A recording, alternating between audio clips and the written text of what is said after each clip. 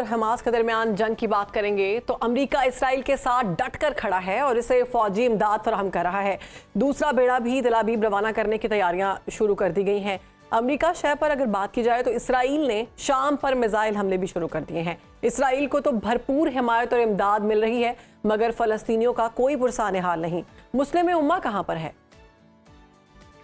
मुस्लिम उम्मा के बारे में किसी ज़माने में एक बहुत बड़े दानिशवर स्कॉलर सद्दान ने कहा था कि अरब लीग क्या है? अरब लीग 0+0+0+0 =0 है। और इस्लामी दुनिया की भी यही सूरत हाल है। इस्लामी दुनिया में क्या क्या रखा है?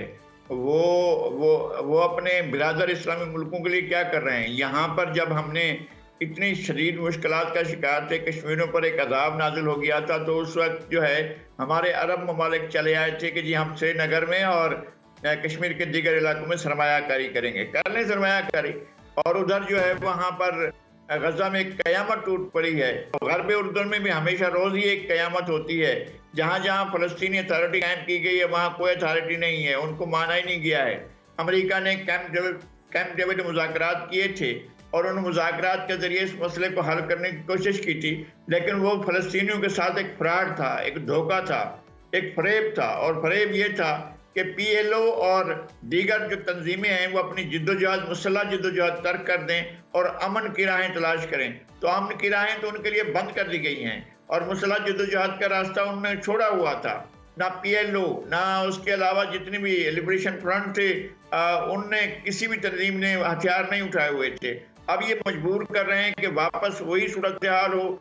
ये अमेरिका के लिए और यूरोप के लिए, सारी दुनिया के लिए एक बहुत बड़ा वो ये समझ रहे हैं कि वो फ़लस्तीन को तहस नहस करके फ़लस्तीन को कंट्रोल बनाने के बाद वो मुतमईन हो जाएंगे और शायद उनका पालतू ये जो बगल बच्चा है इसराइल, इसको भी अमन नसीब होगा। वो कभी भी अमन नसीब नहीं हो सकेगा।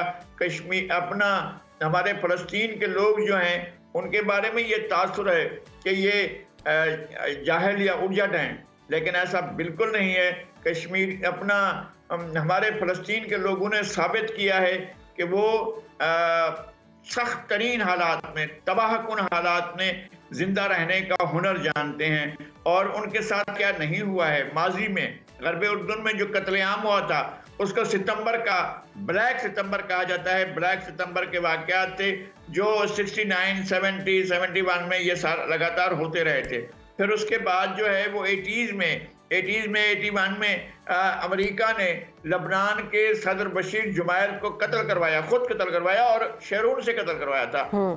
जो इस्राएली जनरल शेरून था उसने उसको कत्ल करवाया था और फिर उसकी कत्ल की जिम्मेदारी जो है फ़लस्तीनियों पर लगाकर और फ़लस्तीनियों के खिलाफ एक बहुत क़यामत। जी बिल्कुल नज़ीर लगारी साहब, ये जानना चाहेंगे सर हम कि दो मेरे सवालात हैं सर, और वो ये हैं कि एक तो अमरीकी बहरी बेड़ा जो दूसरा है उसको भी अब तेल अवीव के पास पहुंचाने की तैयारियां की जा रही हैं। तो सर ये बताइएगा इसकी सिंबॉलिक वैल्यू क्या होगी, और दूसरा ये कि जो इंसानी बहरान अब जन्म लेगा इस जंग के बायस, उसका दुनिया पर क्या असर पड़ेगा, बिलखसूस मिडिल ईस्ट में क्या सूरत हाल होगी? मुझे नहीं लगता है कि मिडिल ईस्ट में कोई सूरत हाल की तब्दीली आएगी। यार अब दुनिया जो है वो खम ठोंक कर अमेरिका के खिलाफ आ जाएगी, या कोई तुर्की आ जाएगा या कोई बहादुर और आएगा किसी और तरफ से। और असल सारा मसला ये है कि शाम का और ईरान की तरफ उनका टारगेट है। असल वो ईरान को निशाना बनाने की कोशिश करेंगे। और ईरान ने हाल ही में जो है वो चीन के साथ भी 20,000 ड्रोन देने का सौदा किया है। ये अमेरिका के लिए भी और बाकी लोगों के लिए भी ज़ाहिर खतरे की बात हो सकती है, लेकिन ईरान का दिफा मैं खुद देख कर आया हूँ, बहुत महफूज है और उसको कोई खतरा नहीं है। वो अपना दिफा की सलाहियत रखता है। लेकिन फ़लस्तीन को तो वो खंडर बनाने के दरपे हैं। वो चाहते हैं कि फ़लस्तीन खंडर बन जाए। और वो शाम पर भी पहले भी उन्होंने गोलान की पहाड़ियों पर अटैक किया था और वहाँ बमबारी की थी। और जो भी दहशतगर्द तंजीमें बनाकर, ये दाइश किस्म की और इस तरह की वो अल नासरिया किस्म की या जिस तरह की दहशतगर्द तंजीमें बनाकर जिस तरह से बशर अल-असद का इक़्तिदार ख़त्म करने की कोशिश की गई थी, वो तो नहीं हो सका उनसे। क्या अब एक बहुत बड़ी बात करने जा रहा हूँ, क्या दुनिया तीसरी आलमी जंग की तरफ बढ़ रही है?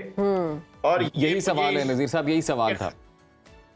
यही खदशात यही हैं, इसलिए कि क्या रूस ये समझेगा कि जिस तरह से तनहा करने की कोशिश की गई है, जिस तरह से यूक्रेन के मसले पर यूरोप एक साथ बैठ गया, और यूक्रेन का क्या इशू था, यूक्रेन चाहता था कि वो नेटो की मेंबरशिप हासिल करे।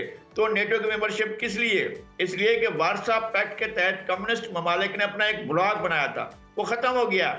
रूस के सोवियत यूनियन के टूटने के बाद वो खत्म हो गया है। अब नेटो की क्या जरूरत है? एक गुंडा, एक बदमाश किस्म का जो एक दिफाई इत्तेहाद के तौर पर बैठा हुआ है, और वहां पर उसने अपना हेडक्वार्टर बनाया हुआ है ब्रसेल्स में, और वहां से वो गुंडागर्दी